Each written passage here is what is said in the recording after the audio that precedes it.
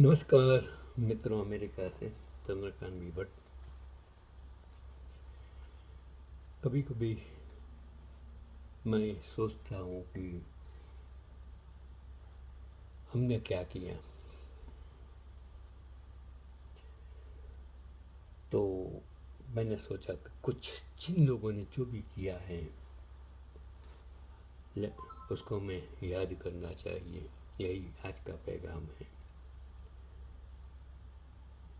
आपके लिए, समाज के लिए, देश के लिए जो भी किया उसको बदनाम करने की जगह अगर आप उसका थोड़ा सम्मान करेंगे, उनसे ज़्यादा भगवान को प्रार्थना करवाने की, पूजा करने की कोई ज़रूरत नहीं है।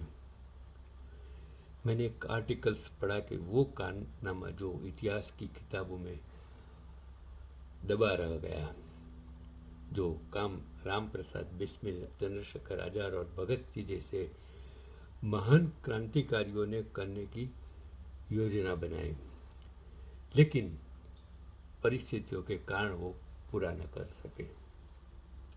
वही काम एक अकेले इंसान ने कर दिखाया। ना कोई संगठन, ना कोई हथियारबंद दल, सिर्फ हौसला और फिर सिर्फ जज्बा। उस शख्स का नाम था शेर अली अफरीदी। सलाम करता हूँ मैं। तो इतिहास का वो पन्ना जिसे उसका नाम हल्का कर दिया गया, ना स्कूल की किताबों में उसका जिक्र है, ना उनकी जयंती या पुण्यतिथि मनाई जाती है। यहाँ तक कि ज़्यादातर क्रांतिकारियों की सूची में भी उसका नाम नहीं मिलता। कितने गुमनाम लोग जन्मे, चले गए, किसी को कुछ याद नहीं है। लेकिन सच्चाई यह है कि उन्होंने ब्रिटिश हुकूमत के सबसे ताकतवर प्रतीक को ख़त्म कर दिया। और कौन थे ये शेर अली अफरीदी?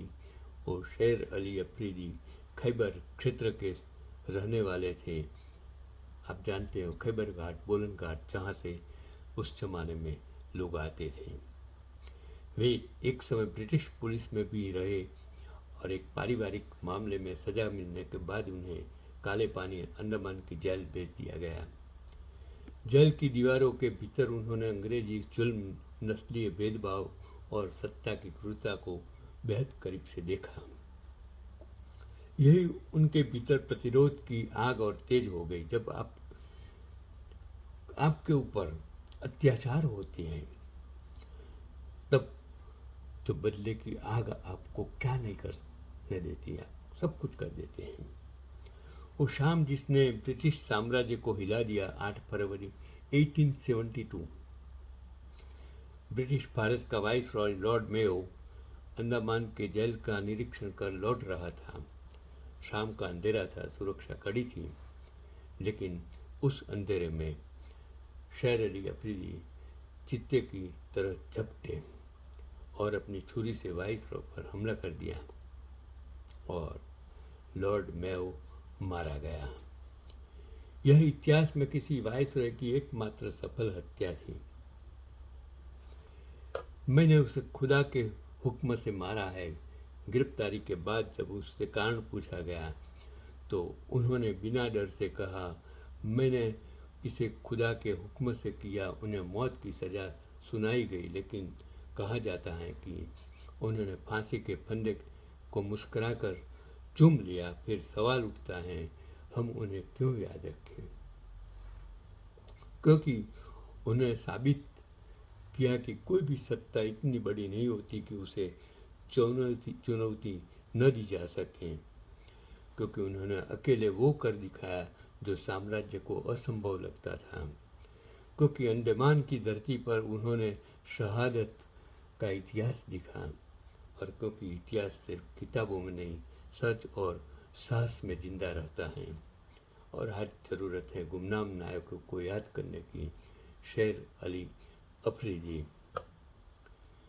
शायद किसी पाठ्यक्रम का हिस्सा न हो, लेकिन उनका साहस, उनका प्रतिरोध आज भी रोकटे खड़े कर देता है।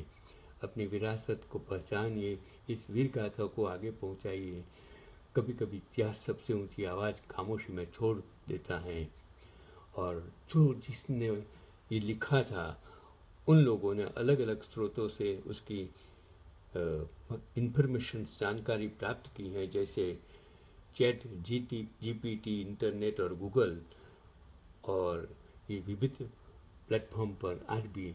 और इसके लिए मैं गूगल, विकिपीडिया, इस सबको सलाम करता हूँ, प्रणाम करता हूँ। ये सबसे बड़ी किताब है, सबसे बड़ी, शायद उसको गीता कह सके, शायद इसे महाभारत रामायण ग्रंथ कहे, शायद इसे बाइबल कहे, शायद इसे कुरान कहिए, जो आज दुनिया को सब कुछ देता है। यही आज का पैगाम मैं इसे सलाम करता हूँ कि इनको याद कीजिए कि ये देश किस तरह आज़ाद हुआ है, और आज सत्ता में बैठकर इन आज़ादी के लड़ाइयों को आप बदनाम कर रहे हैं। जिन लोगों ने आज़ादी के बाद इस देश को बनाया, उसकी संपत्ति आप त्रस्त नष्ट कर रहे हैं। आपको इतिहास माफ़ नहीं करेगा, आपको आज़ादी दिलाने वाले माफ़ नहीं करेंगे। यही आज का पैगाम। चंद्रकांत भट्ट, अमेरिका।